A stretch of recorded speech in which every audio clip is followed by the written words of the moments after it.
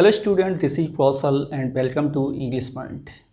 तो आज की क्लास में छोटा सा एक पैराग्राफ है जिसमें हम फिलअप्स करेंगे। वो होंगे आपके नॉन फाइनाइट वर्ब के, और आपको 5 यहाँ पर फिल इन द ब्लैंक्स हैं जिनमें आपको सूटेबल वर्ब फिल करना है नॉन फाइनाइट वर्ब के अकॉर्डिंग। ठीक है, तो क्लास को शुरू करने से पहले मैं आपको बता दूं, यदि आपने हमारे चैनल को सब्सक्राइब नहीं किया हो तो प्लीज़ सब्सक्राइब जरूर कर लें, और साथ ही साथ ये क्लास पसंद आए तो दोस्तों के साथ शेयर जरूर करें। तो सबसे पहले लेते हैं, हमने क्या लिखा हुआ है, नॉन फाइनाइट वर्ब्स। तो नॉन फाइनाइट वर्ब जो अपनी इंग्लिश में होती है वो 3 तरह की होती हैं। एक होती है आपकी इन्फिनेटिव वर्ब आता है। इन्फिनेटिव 2 तरह की होती हैं, to infinitive and bare infinitive, जिसे आप प्लेन इन्फिनेटिव भी बोलते हैं, बेयर इन्फिनेटिव भी बोलते हैं, और इन्फिनेटिव विदाउट टू भी कहते हैं। सेकंड है आपकी नॉन फाइनाइट वर्ब जीरेंट, और एक है आपकी पार्टिसिपल। पार्टिसिपल 3 तरह की होती है, present participle, past participle and perfect participle. ठीक है, तो सबसे पहले देखें तो यहाँ पर लिखा हुआ है gorillas have good I site. जो गोरिल्लाज होते हैं उनकी जो आई साइट है, जो दृष्टि है, वो कैसी है, बहुत ही अच्छी होती है, बहुत ही गुड होती है। लेकिन आर डिफिशिएंट। अब देखो यहाँ पर बट कंजंक्शन के माध्यम से जुड़ा हुआ है सेंटेंस, तो ये आपका क्या बन रहा है, क्लॉज बन रहा है। ठीक है ना, और कौन सा क्लॉज है आपका, कोऑर्डिनेट क्लॉज है। कोऑर्डिनेट क्लॉज से दोनों जो सेंटेंस होंगे वो कैसे होंगे, प्रिंसिपल क्लॉज होते हैं। ठीक है, और बट के माध्यम से जो आपके टेंस हैं वो सेम रहेंगे। देखो ध्यान से, है ना, ये भी प्रेजेंट में लिखा हुआ है, ये भी प्रेजेंट में है, मतलब टेंस चेंज नहीं हो रहा, सेम टाइम की कंडीशन आती है बट एंड के माध्यम से। But are deficient in both. Here का यहाँ पर करेक्ट फॉर्म भरना है एंड स्मेल का यहाँ पर करेक्ट फॉर्म भरना। आपको बताना है कि राइट यहाँ पर कौन सा नॉन फाइनाइट वर्ब यूज किया जाएगा। तो सबसे पहले देखें बोथ। अब यहाँ पर क्या लगाएंगे, बोथ। हियर का यहाँ पे जो राइट फॉर्म होगा ये होगा आपका हियरिंग। ठीक है ना, बोथ हियरिंग एंड स्मेलिंग, ये आपकी जीरेंड हो गई, बोथ हियरिंग एंड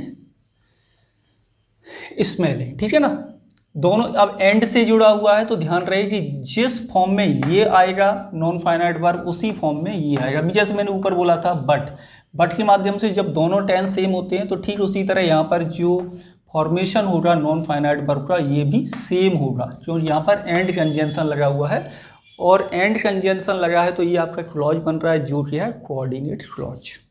ठीक है, नेक्स्ट आइए देखें, in the face of danger.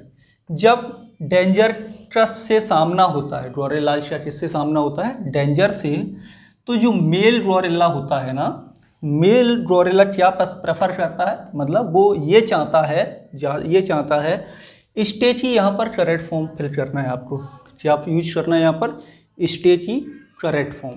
ठीक है ना, वो क्या चाहता है, प्रेफर्स के बाद आप बताइए यहाँ पर क्या यूज करें, टू इन्फिनेटिव आएगा या फिर आपका यहाँ पर जीरेंट का यूज किया जाएगा। क्या यूज करें, जल्दी से कमेंट करके बताओ।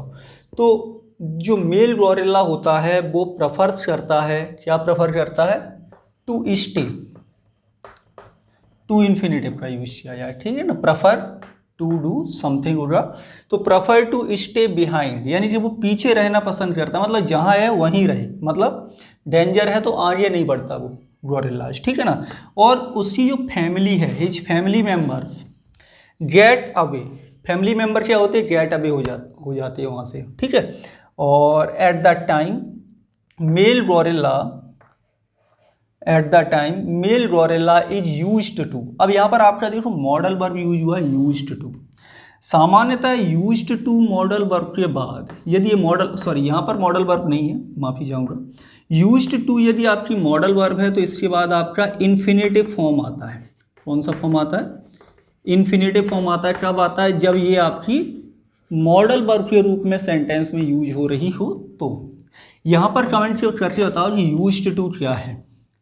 आपको ऑप्शन देते हैं, क्या ये नाउन है, या प्रोनाउन है, या एडजेक्टिव है, या एडवर्ब है। ठीक है, चलो जल्दी से कमेंट करो यूज्ड यहाँ पर क्या है और किस तरह से यूज हो रहा है। तो जो मेल गोरिल्ला होते हैं वो यूज्ड टू, अब यहाँ पर देखो बी वर्ब लगा है, तो याद रहे जब भी सेंटेंस में बी यूज्ड टू लिखा हो, है ना, तो यहाँ पर यूज्ड टू अब मॉडल वर्ब नहीं। यदि ऐसे लिखते हैं आई यूज्ड टू, तो ये मॉडल वर्ब हो जाती है। बी वर्ब मतलब इज, एम, आर, वाज और वर, तो इज यहाँ पे लगा है। इसके बाद आपका आता है वर्ब में आईएनजी फॉर्म, ठीक है ना, ये ध्यान रखना है आपको।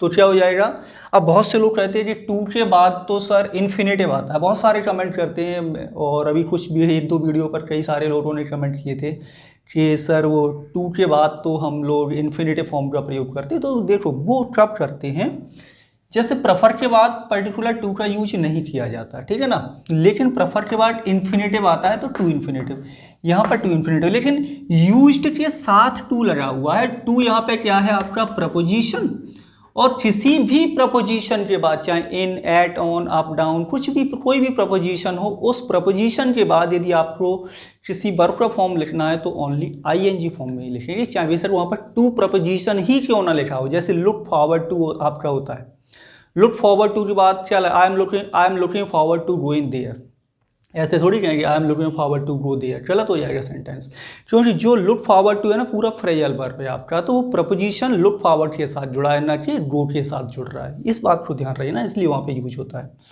तो यहाँ पर क्या है, यूज्ड टू लिखा हुआ है ना, तो यहाँ पर क्या आएगा आपका making, used to making a क्या, मेकिंग अ रोअर। अब ये प्रेजेंट पार्टिसिपल है, एडजेक्टिव की तरह से यूज होगा टेरिफाइंग, टेरिफाइंग रोअर, ये किसका चार्ज कर रहा है यहाँ पर, एडजेक्टिव का, ये ध्यान रहे। तो ये अपने 5 यहाँ पर वर्ड्स हो गए। आई होप कि आपको अच्छे लगे होंगे।